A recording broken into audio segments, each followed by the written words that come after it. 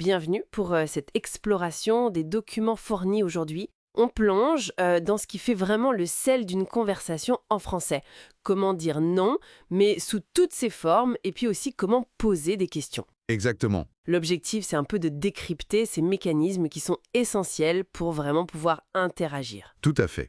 Ce qui ressort bien de ces notes, ce sont vraiment deux piliers de la communication en français.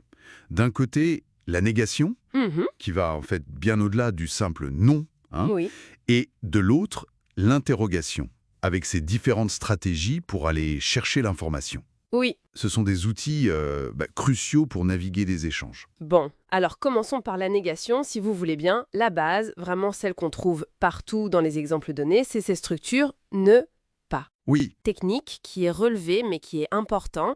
Le ne devient ne devant une voyelle ou un H muet, oui, l'élision, comme dans il n'habite pas ici. c'est automatique. C'est le squelette, on peut dire, de la négation. Mais ce qui est intéressant dans les documents, c'est de voir comment le français joue un peu sur cette base pour plus de finesse. Ah oui? Oui, évidemment, comme jamais, rien, plus, ou même personne. En fait, ils prennent la place du pas. D'accord. On ne dit pas je ne mange pas jamais ». Non, on dit je ne mange jamais ». Oui, c'est plus direct. Voilà. Ces mots ajoutent une précision indispensable, que les sources illustrent d'ailleurs assez bien avec des exemples. Et une précision aussi pour les temps comme le passé composé.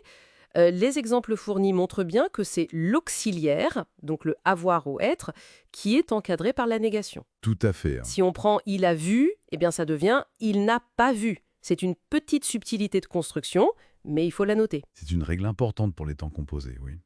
Bon, et maintenant, si on veut obtenir une information, comment on s'y prend? Alors là, les documents analysent trois approches principales. C'est ça. La première, c'est la plus spontanée, on va dire, surtout à l'oral. C'est simplement de monter la voix à la fin. L'intonation. Voilà, l'intonation. Une phrase affirmative comme « elle est d'accord », on monte un peu et ça devient « elle est d'accord », Mhm. simple, direct. Oui, très courant à l'oral. Tellement direct que ça marque vraiment l'oralité, je trouve. La deuxième voie qui est explorée, c'est l'utilisation de « est-ce que » au tout début de la phrase. Mhm. La structure, c'est « est-ce que », puis le sujet, puis le verbe.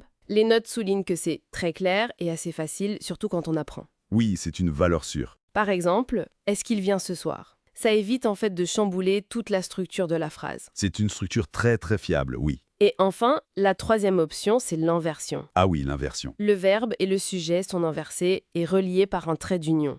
Verbe-sujet. Comme? Parlez-vous français. Exactement. Et là, les documents la présentent comme plus formelle, D'accord? plus fréquente à l'écrit ou, disons, dans un contexte un peu plus soutenu. C'est vraiment une question de registre, là. D'accord. Donc, si on essaye de récapituler un peu les points essentiels de cette analyse. Pour nier, on part de la base ne pas. Oui. Et on peut préciser avec jamais, rien, plus, personne. C'est ça. Et pour questionner, on a le choix.